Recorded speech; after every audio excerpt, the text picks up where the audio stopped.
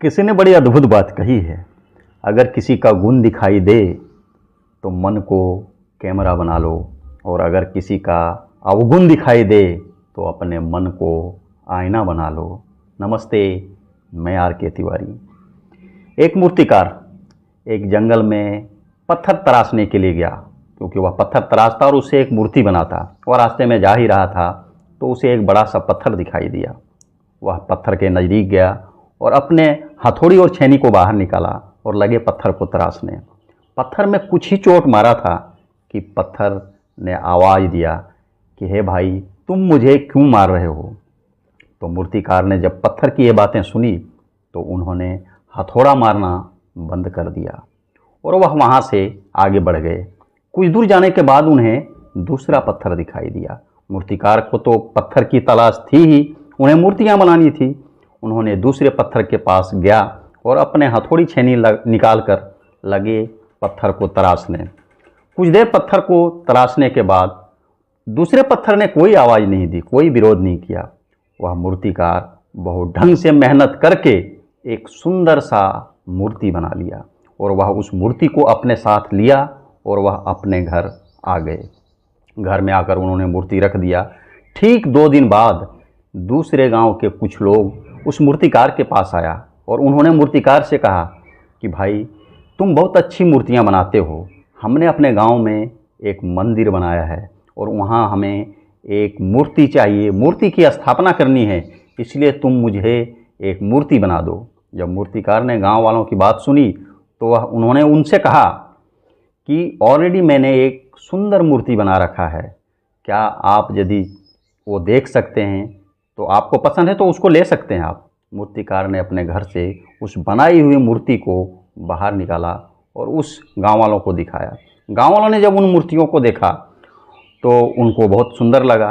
गांव वाले ने जो भी पैसे थे मूर्तिकार को दिया और उस मूर्ति को अपने साथ ले गए और उन्हें ले जाकर गांव के मंदिर में स्थापित कर दिए। अब गांव वालों को मूर्ति तो स्थापित हो गई, अब एक नारियल फोड़ने के लिए पत्थर चाहिए था।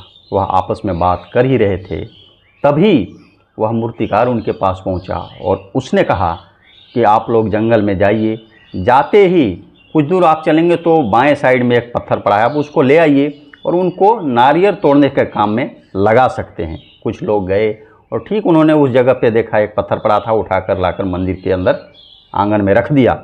लोग उस पत्थर पर आराम से नारियल फोड़ने लगे।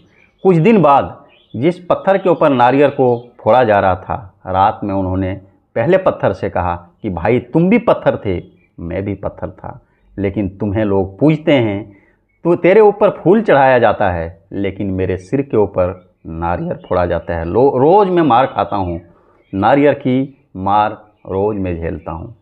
तब पहले पत्थर यानी कि मूर्ति ने दूसरे पत्थर से कहा, भाई, यह मौका तो तुम्हें भगवान ने पहले दिया था, लेकिन तुमने उस मौके को भुनाया नहीं।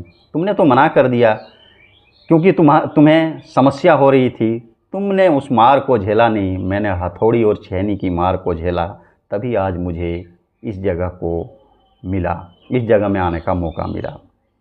दोस्तों, यह एक छोटी सी कहानी है, लेकिन इस कहानी का सार हमें ये सिखाती है कि समस्याएं आती है, समस्याओं से कभी घबराना नहीं चाहिए। क्या पता जो समस्या आपके पास है वही समस्या आपके लिए कुछ अच्छा ही लेकर आया हो, इसलिए कभी भी समस्या से घबराना नहीं चाहिए। समस्याएं ही सफलता की पहली सीढ़ी है और पता नहीं कौन सी समस्या में आपके लिए कुछ अच्छा ही छिपा हो। इसलिए दोस्तों, जाते जाते एक बार फिर से ज़िंदगी में खुश रहिए, व्यस्त रहिए, मस्त रहिए। मिलते हैं नेक्स्ट एपिसोड में, तब तक के लिए नमस्कार।